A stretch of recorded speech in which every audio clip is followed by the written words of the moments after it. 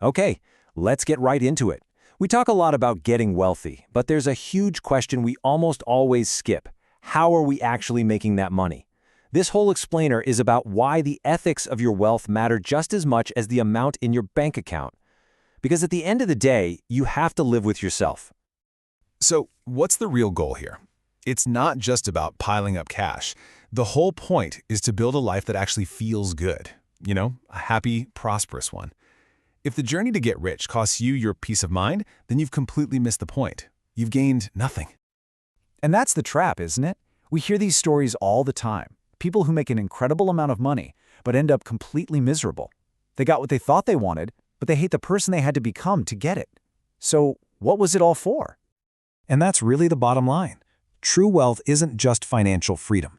It's the freedom that comes from being able to look yourself in the mirror and actually be proud of the person looking back at you and the choices you made to get there. So how does someone with good intentions end up on a path they regret?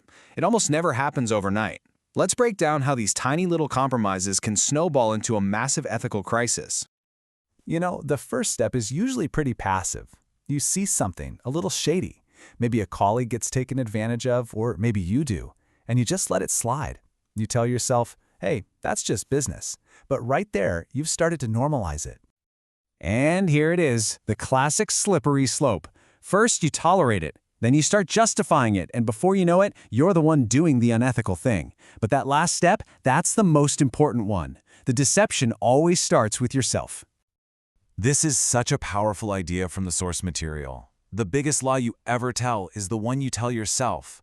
You convince yourself that the juice is going to be worth the squeeze, even when you know you're using a dirty tool to get it. And look, the fallout from this, it's huge. This isn't just about feeling a little guilty. This is about setting yourself up for a catastrophic fall. The burnout, that midlife crisis where people just light a match and burn their own lives to the ground, so often it comes from this deep internal war between their actions and their values.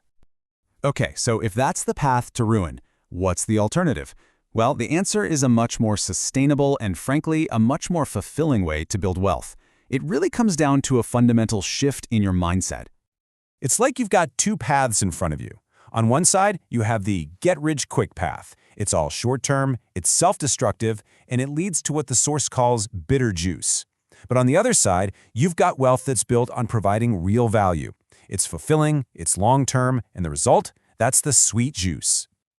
And please, don't fall into the trap of thinking the only way to get ahead is to cut corners. It's just not true. The source is super clear on this. There are 1,000,001 ways to get wealthy ethically. Just look around. The food you eat, the place you live, someone provided that value to society. So what does this actually look like in practice? It's about finding that sweet spot. It's where your unique skills, your talents, meet a real need that society has, a need that people are actually willing to pay to solve. That's the foundation of real, lasting wealth. But what if you're listening to this and thinking, okay, great, but I think I'm already on the wrong path? What if you've already made money in ways you're not proud of?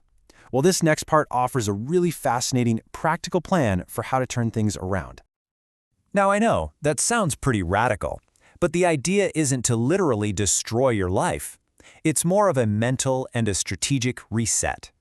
It's about being willing to start over from an ethical ground zero without actually having to go bankrupt. All right, here's the 4-step plan. Step 1, you take any money you made unethically and you put it into super safe, long-term investments. Step 2, you commit to living only off the interest or the returns from that money. Then, from that moment on, every single dollar you earn from your own work has to be made ethically. And finally, you work to make amends for the harm you caused. And this is where the idea of punishment gets completely flipped on its head. If those investment returns aren't enough to support your lifestyle, well, that struggle, that's not just a penalty. It's an active part of making things right. It's a real consequence that forces you to change. So you see, the point here isn't about beating yourself up forever. Your future self didn't make those mistakes.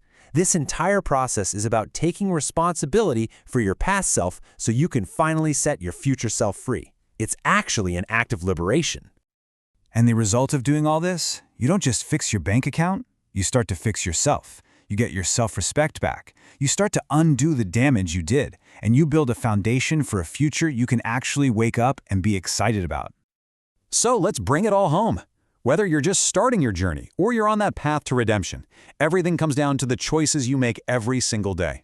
Let's talk about the real reward for committing to doing things the right way. Make no mistake, you are absolutely going to be tested. There will be tempting shortcuts, there will be easy outs, but you have to see these moments not as obstacles but as opportunities. Every single time you choose the harder, right thing, you are forging your character. You're proving your mettle.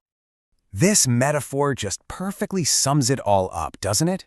The ethical path, it might feel slower. It's like squeezing an orange by hand instead of using some rusty, dirty machine. But the final result, the wealth, the life, the person you become, it won't be tainted. It'll be pure. It will taste sweet.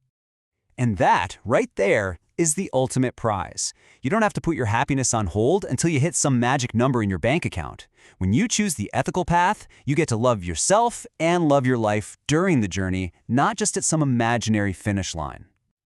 So I'll leave you with this final thought from the source material. It's a simple idea, but it's incredibly profound. The juice is only sweet if the tool is clean. So as you think about your own journey, how will you make yours?